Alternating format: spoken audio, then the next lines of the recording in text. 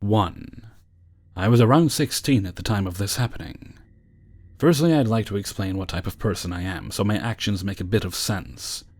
I'm an average-looking girl, a bit overweight, which for my country makes me really undesirable. For this reason, I'm not used to males hitting on me or even considered it a possible occurrence back then. You can say that I'm usually the man in our group. You know, the girl that looks after every other friend when they're drinking, and if a guy is being rude or harassing someone, I'm the one to shut him down. I don't know why I took on this role. Probably because my friends are way too naive and nice. Well, I'm like that to strangers when I'm alone. I always try to be helpful to people if they look confused or ask me for directions or anything else. On this particular night, I was going home from school. My high school is in a city center, and I take the bus home. Since the buses get overcrowded during peak hours, and I really hate being between crowds of people, I normally wait around 30 minutes to an hour to catch the bus. This night I walked to another bus stop, around 5 stops before the one to my school, so I can kill time and take an empty bus. It was dark, and I was the only one at that stop. I usually don't have a problem with going out alone late at night, as I don't have the man-bad assault mentality drilled into me. So I'm just minding my own business when this 45 to 50-year-old man comes up to me. He has a very friendly face and a smile, so I don't think anything of it. He asks me something, and then I realize he's Turkish. I tell him I don't understand, so he uses basic Bulgarian words he knows, and I somehow understand that he's just asking for directions. Of course. I try my best to explain, and after I feel like he understood, I expect him to just stop talking to me. Nope. He sat disturbingly close to me and started talking to me, again in Turkish. I try to be polite and politely ignore him as best I can, while nodding with my head in a smile, looking at the timetable. For some reason, this guy starts asking me for my phone number. At this moment, I realize this was definitely not only a lost foreigner. I try to shut him down, saying I don't have a phone. Don't ask why I thought that's going to work. I finally give in and tell him a random phone number. He says something else to me, again in Turkish, and then the worst thing happens. All this time, I'm looking at the 1 minute the bus will be coming in. I'm praying for him to please not try to call the number while he does. And he shows me and asks why my phone isn't ringing. My stomach just flipped. I try to think of something fast. Then I remembered that I have my old Motorola in my bag. I usually brought it to school to give it to teachers who collected phones during class, and liked playing games on it. In 2014, yeah. Fortunately, the battery was dead, so I just pretended that this is the reason the call isn't going through. I see this guy try to argue, but at this moment the bus comes and I get on. I sit on the seat behind the driver as always. After 10 minutes I get this weird feeling, I don't know what it was, but I felt watched. So I look around, but since I'm in the front seat I can't exactly see everything. Luckily our buses have this gigantic mirror on the inside that shows the whole bus. I look into that, and I can clearly see him. He's sitting on the last seat, his legs clearly visible. I start to panic. I'm still not sure he's following me, but I'm also a very cautious person, so I can't really ignore this. I start checking for him at every stop, and he's still there. I get paranoid and I say fuck it and get off the bus. The stop was at our local mall, and luckily it worked till 10 p.m. I decide to go in, and if he follows, then I'll try to sneak out. He follows all right. You have to understand that in my town almost nobody goes out after 9 p.m, so the mall is close to empty. I look around thinking of ways to disappear on him, and there's just no way. The mall is an open space. There are 3 floors, almost all empty. I'd be easily spotted anywhere. Now you'll probably say, you should have asked the security for help. No, in Bulgaria we don't do that. That literally never even went through my mind. The security is just some grandpa that walks around all day. They don't actually do work or anything. If it were today I might not be as stupid, but back then this wasn't even an option in my head, and besides, the security wasn't even around. So I do the most logical thing I can do, and I decided to utilize the knowledge I had acquired in the previous week. You see, the mall had a cool corridor system behind the stores. It was completely unmarked by any signs, and if you didn't know where you were going, you'd probably get lost. because it's just endless white corridors that lead to empty rooms for storage, or some other stuff. Well, me, being an avid anime fan, loved going around these corridors and pretending I'm a ninja from Naruto on a mission. 16-year-olds, am I right? So I can proudly say that I learned the right path back to the stairway of the mall. Because I was smart, and obsessed with the idea of being a spy, I decided to lure this creepy guy into the corridors and then just go out from the back end of the mall. I firstly entered H&M and pretended to look around just to see if he was really stalking me. He didn't even try to hide. He stood outside the store just staring in. I got really scared for a second, but then I remembered I'm like the best 007 agent out there, so I just continued walking around the mall. I finally entered the corridors, and at this point, I booked it to the staircase. I ran out and then didn't stop running for 2 bus stops. I tried looking back, but there was no one, so I proudly decided that I'm a hero and went home. Today, being a 21-year-old grown-up, I think about how stupid that is, and how I'd probably be 10 times as scared today than I was back then. Well, I hope it never comes to that. 2.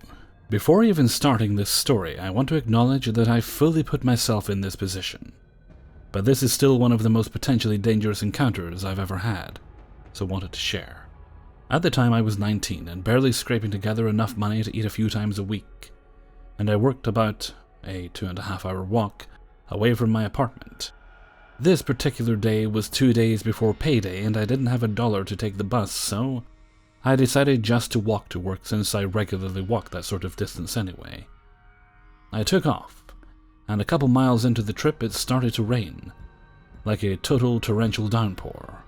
Of course I did not have an umbrella or jacket and was wearing slippery flip-flops, so the rest of the walk was looking pretty daunting, but I had to get to work, because I didn't have a cell phone to call and explain, and I needed to keep that job. Shortly after the rain started up, a man in a pickup truck pulled over and asked if I needed a ride. I knew full well that hitchhiking is a bad idea, but at the time I honestly didn't care. I was at a weird point in my life with a newly manifesting mental illness, and really didn't think too much about putting myself in harm's way because I didn't care much about the outcome. So of course I decided it would be better to get a ride with him than to walk the rest of the way. I get in the truck with him and tell him where I need to go, and he says sure thing, and we start heading that way. He asks some strange questions like where do I work, do I have a boyfriend, family in the area, etc. But I was just happy to have someone to talk to, so I answered them all and didn't think too much of it. We were getting close, like I could see the mall I worked at, and he asked if I'd like him to buy me a pack of cigarettes or anything. I said yes, that would be awesome. So he turns off course but passes the gas station. He saw me look at him weird and just said that he had to go to stop by his apartment and get his wallet. At that point, I knew things were weird, but again, I was more curious than afraid, so I was like, okay, sure thing. We get to his apartment, and it is in the basement of one of those super old giant houses people divide up into apartments. And it's the kind of stairs going down where you go below ground level, with the concrete going up both sides. There are no windows whatsoever. I said I'd wait in the truck, and he kept insisting that I go with him, because he just got a new stereo and wanted to show me. I knew this was total bullshit, but again, I just wanted to see what would happen, so I went with him anyway. I guess my thought was that if things got actually dangerous or something, a fight sounded nice that day anyway. And if he won, so what? So let's see where this thing goes. Yes, I was that mentally ill at the time. I go down the stairs and step in the door. But I did at least have the smarts to not go in any further than a few feet, and keep myself between him and the door. He wanted me to go into another room with him, so I just said, "No, man, I've got to get to work and you're going to make me late. Get your wallet so you can get me my cigarettes and then let's go." He went into another room for a minute, and then came out with an open beer and handed it to me, and wanted me to just have one beer with him before we left. Yeah, right. I told him if he thought I was that stupid, he had another thing coming. I had been promised cigarettes and a ride to work, and that's what he was going to do, because otherwise he'd have a problem on his hands, because I literally don't give a fuck, and he doesn't know what I'm capable of. Bold statement for a 5'5", 19-year-old woman weighing in at 95 pounds, but again, mentally ill, didn't really care, and was no stranger to fights, so I wanted to try my luck. Surprisingly, he put the beer down, said, "Well, okay then, let's go," and we went back outside and got back in the truck. He did go to the gas station and got me cigarettes, and then he dropped me off at work as promised. When he dropped me off, he said something to the effect of me being a lot more bold than I looked like I'd be, and so sorry for the trouble. And that was that. Never saw him again. I still don't know what his intentions were with taking me to his apartment, but I can't imagine they were good. Even though my mental illness got me into that situation, I think it probably also saved me by keeping me from being the easy target he was expecting. I still can't believe I ever accepted a ride from him, and much less that I followed him into that apartment out of curiosity. But thank God it all turned out just fine. Probably should have gotten his plates and called the cops or something, but I didn't because I had my cigarettes and was at work. So I was happy and didn't even think of it. So man with the pickup truck, let's not meet again. 3. About a year ago, I decided to quit my corporate job of several years. Long story short, I was absolutely miserable and I needed a serious change. So I dipped into my savings, picked up only my most necessary belongings, and moved from my hometown to the East Coast on XYZ City some 2,000 miles away. An impulsive decision to be sure, but one I don't regret. My first month, I sputtered through a series of odd jobs, casually drifting from one gig to another, as I tried to figure out what I really wanted out of my life. Eventually, an acquaintance suggested that I try bartending. At the time, I had no experience at all, but I thought, fuck it. Why not put myself out there? Couldn't hurt to try. I applied to all the LGTB bars in town. I'm gay. I figured that a job at one of these places would be a good way to integrate myself into the community. Maybe even meet some guys without having to resort to Grindr and the like. I quickly hit it off with the owner of a neighborhood pub, and he hired me on the spot, promising to mentor me in all things booze-related. The following months were some of the best of my life. Met a lot of good people and gained a lot of perspective. I'm now starting grad school, but still work in that same bar a couple nights a week. That's where the following incident occurred a few months ago. I should mention that this bar is on the corner of the main road and a quiet side street. That's important. Anyway, around 5:45 p.m., I parked my car halfway down the side street, which at that time was lined with cars, and I walked back to the pub. After taking some deep breaths and doing some quick mental prep, despite the nature of my job, I am a dyed-in-the-wool introvert, I walked through the front door, tossed my car keys into my knapsack, and tossed my knapsack over the main bar. It's my routine, what I always do. Only bartenders are ever allowed behind the bar, and I've never really felt the need to lock my personal belongings in the back office. It's just not that kind of place. Almost all of the patrons are quality people, hard workers, community members, younger, older, everything in between. People who generally deserve a break every now and then, if only in the form of a cocktail or three. That being said, it's not cheers. Admittedly, this job has made me wise to what so many women must have to endure on a regular basis. Not everyone is respectful of personal boundaries, especially when you're new, fresh meat. I've been leered at, I fucked. I've even had guys reach out and run their hands through my hair, stroke my chest, squeeze things forcefully and pull me closer and whisper me all the things they'd like to do, only to get righteous and angry when I don't enthusiastically reciprocate. My first week, my boss told me, half-jokingly, that "This is a gay bar, there's no such thing as sexual harassment." I guess because they're dudes and I'm a dude and we're all dudes, I'm supposed to man up and deal with it, which for the most part I do and did. The money's consistently good, but I still can't say that I'm entirely comfortable with it. Double standards suck. Anyway, Monday evenings can be hit or miss. That one Monday was a miss. By the time 10 p.m. rolled around, only a couple of folks remained. That's when Vern walked in. I'd guess that Vern was in his mid to late 30s. Solid build, clean-shaven, average-looking, sort of impeccably anonymous. I'd never seen him before. He sat down at the end of the counter, on the very last stool next to where I enter and exit from behind the bar, and where I usually leave my belongings. He ordered a soda and introduced himself, and we made small talk for a few minutes. He seemed a pretty affable guy. and nothing about him seemed explicitly out of the ordinary, but admittedly, something about him didn't quite sit right with me. He almost seemed a little too ordinary, like conspicuously so. He was dressed up as dressed down. If that makes any sense, it's hard to describe. Think along the lines of someone who might spend an hour trying to style the perfect bedhead. Anyway, at some point the topic got around to video games, which I love, and for a good 10 minutes we discussed some upcoming releases we were both apparently excited about. Eventually I had to excuse myself to help another customer, as well as finish a couple of other tasks that still needed doing. But Vern said it was no big deal, and of course I needed to do my job. Cool, no problem. As I walked around the pub, cleaning this and that, I couldn't help but notice that whenever I looked to Vern's direction, he was already looking at me. This is something I've gotten used to as a bartender, but, again, something in particular just didn't sit right. Sometimes he would look away, but most of the time he wouldn't, giving me a tiny, impenetrable smile.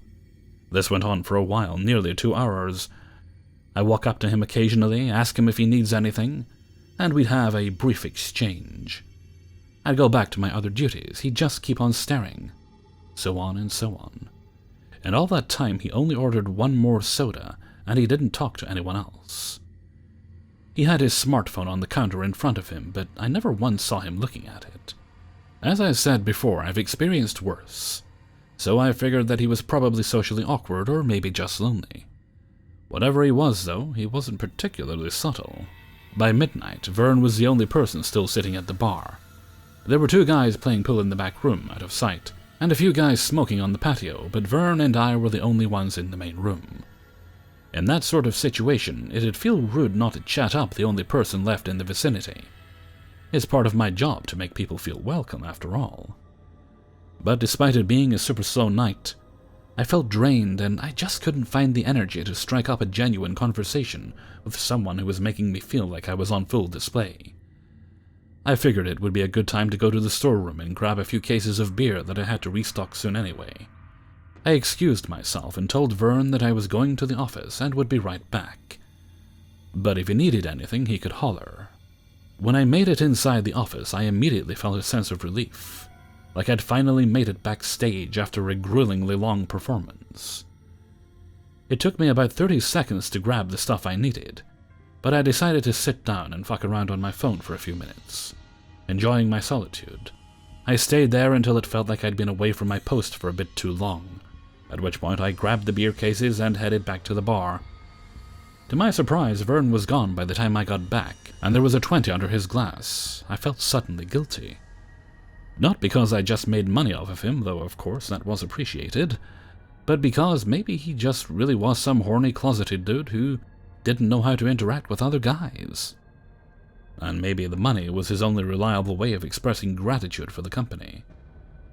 Maybe I had misread the cues and was projecting my own insecurities onto his, admittedly, awkward behavior. Maybe. In any case, he was gone now and I still had more to do, so I placed the cash in my tip jar and mentally thanked him for it. I began going about my tasks for the rest of the shift, and quickly put Vern out of my head. A couple of hours later, around 1 a.m., I escorted the final stragglers outside and closed the front door. I work alone on Monday nights, so it usually takes me a little less than an hour to finish my tasks after closing.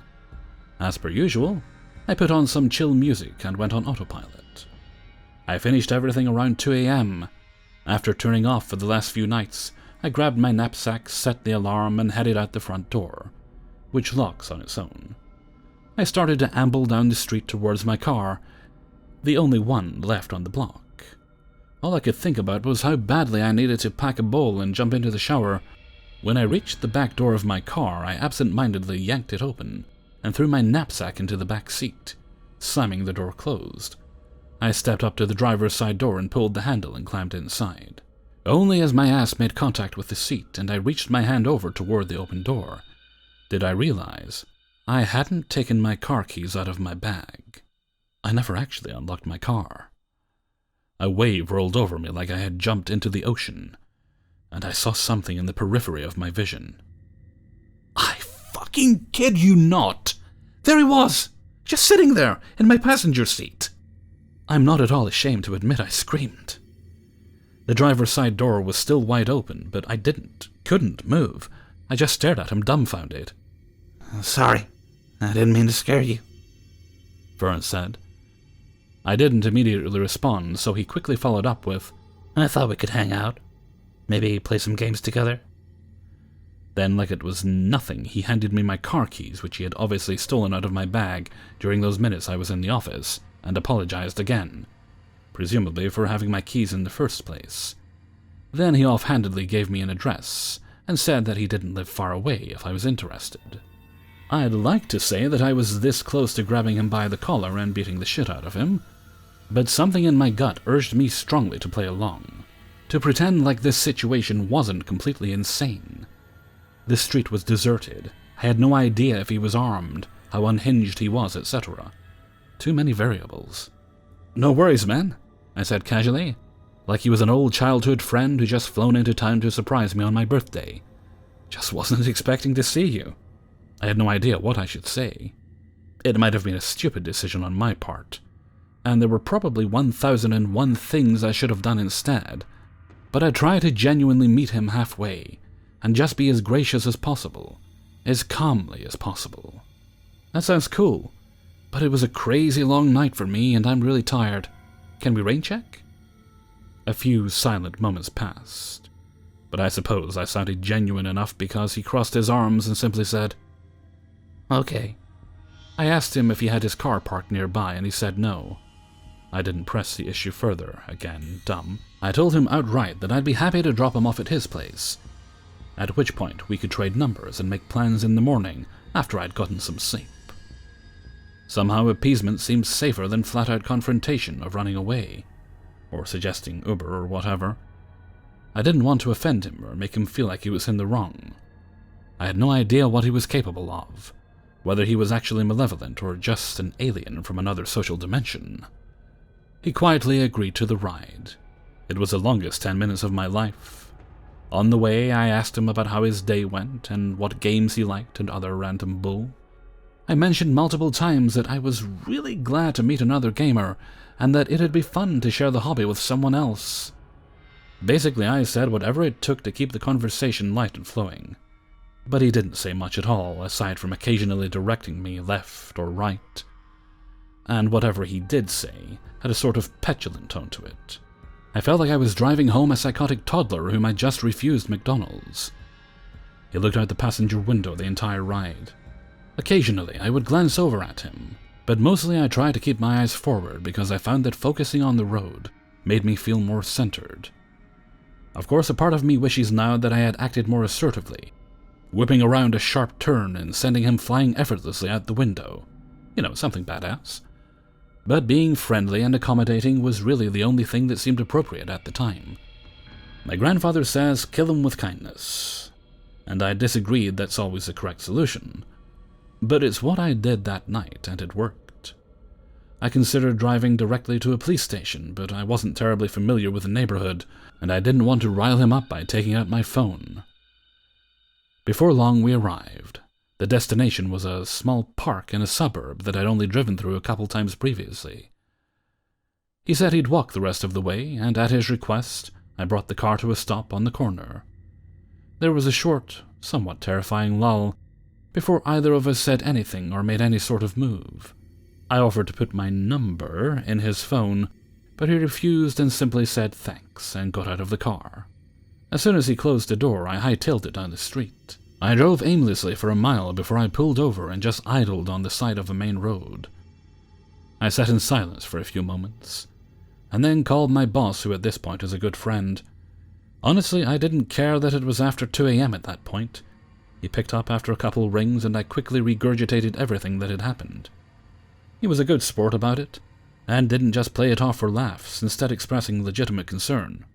We had a mandatory staff meeting that week, in which everyone was told they needed to be on guard, and how the bar would be installing several cameras for extra security. Thankfully, I haven't seen Vern again since that night, nor have any of the other bartenders. So Vern, let's not meet ever again, at my bar or anywhere else. I have bear spray now. Also, actual bears. Hey everybody, Hellfreezer here, and thank you very much for listening to 3 True Scary Stories, episode 436. And thank you very much to everybody who allowed me to use their stories in this video. Okay, by the time you guys get this should be we're in October now. I'll have to prep for Halloween soon. Still not sure what I'm doing there, but I'll come up with something. I'm mulling ideas over. Okay, I'm going to keep the rest of the outro brief. I have a bit to do right now. So until next time, thank you very much for listening, and take very good care of yourselves.